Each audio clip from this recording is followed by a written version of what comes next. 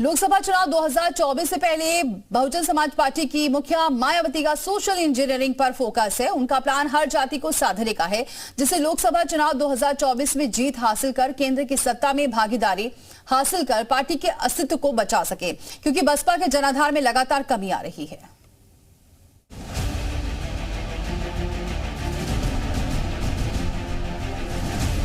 UP में खोई हुई सियासी जमीन हासिल करने की जद्दोजहद में जुटी बसपा ने लोकसभा चुनाव को लेकर अभियान शुरू कर दिया है। चुनाव में मिल रही लगातार मात के बाद बसपा अपने कोर वोटरों पर फोकस करेगी।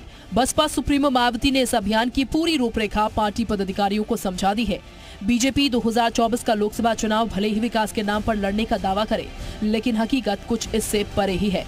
चुनाव चाहे लोकसभा का हो या विधानसभा का, जैसे जैसे चुनाव आते जाते हैं एक ही मुद्दा सभी पार्टियों के सामने आ जाता है, वो है जाति का। अगर जाति का जुगाड़ पक्का है तो मान लीजिए चुनाव जीतना तय है। अपनी पुरानी साख वापस लाने के लिए अब मायावती ने फिर अपने कोर वोटरों यानी कि दलित और मुस्लिम गठजोड़ को मजबूत करने की कवायद तेज कर दी है।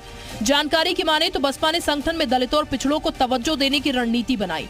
गैर जाटव दलितों और अति पिछड़ों को संगठन से लेकर प्रत्याशी पैनलों में प्रतिनिधित्व देने की तैयारी है। यूपी की राजनीति के जानकार मानते हैं कि पिछले विधानसभा चुनाव में भी खामोश रहने वाली मायावती अगर एकाएक सक्रिय हो उठी हैं, तो इसके गहरे सियासी मायने भी हैं, क्योंकि राजनीति में आम लोगों को वो खेल नहीं दिखता जो पर्दे के पीछे से चल रहा होता है। बसपा जो है जाटव समाज की पार्टी बन के रह गई।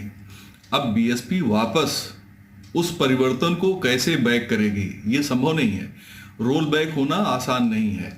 इसमें से बहुत ज्यादा तादाद में अति पिछड़ी जातियां बीजेपी के साथ चली गईं, अति दलित काफी संख्या में बीजेपी के पास चले गए। बीएसपी के सामने चुनौती है कि वो टाइम को फिर से वापस ले जाए 2007 पर और फिर वो कहे कि हम मजबूत पार्टी हैं। तो इस प्रक्रिया में को पूरा करने बीएसपी के सामने बहुत बड़ी चुनौती है।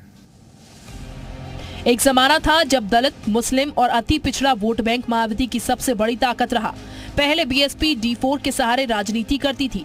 इसका नारा था ठाकुर ब्राह्मण बनिया छोड़, बाकी सब है DS4। लेकिन 2007 के विधानसभा चुनाव में बीएसपी ने जब ब्राह्मणों को टिकट दिया था तो उनकी सोशल इंजीनियरिंग हिट रही।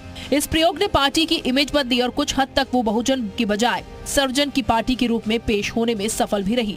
उस साल हुए विधानसभा चुनाव में बहुजन समाजवादी पार्टी ने पूर्ण बहुमत के साथ सरकार बनाई, लेकिन साल 2012 के विधानसभा चुनाव में एक बार फिर इस पार्टी का ग्राफ तेजी से गिरता चला गया।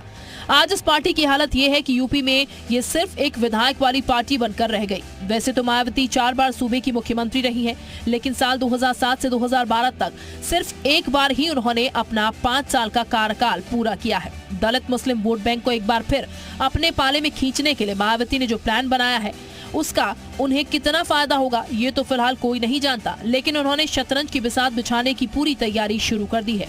ब्यूरो रिपोर्ट, जी मीडिया। तो एक बार फिर से मायावती सोशल इंजीनियरिंग का फॉर्मूला अपनाने वाली हैं, जो उन्होंने पहले भी अपनाया था और सत्ता पे काबिज भी हुई थी। और एक बार फिर से यही कोशिश है। इसमें अगर आपको बताएं, जातियों को जोड़ने की कोशिश है। बीएसपी विधानसभा क्षेत्रों में सामाजिक बैठक करेगी, ये कुछ रणनीति बना रही है बीएसपी।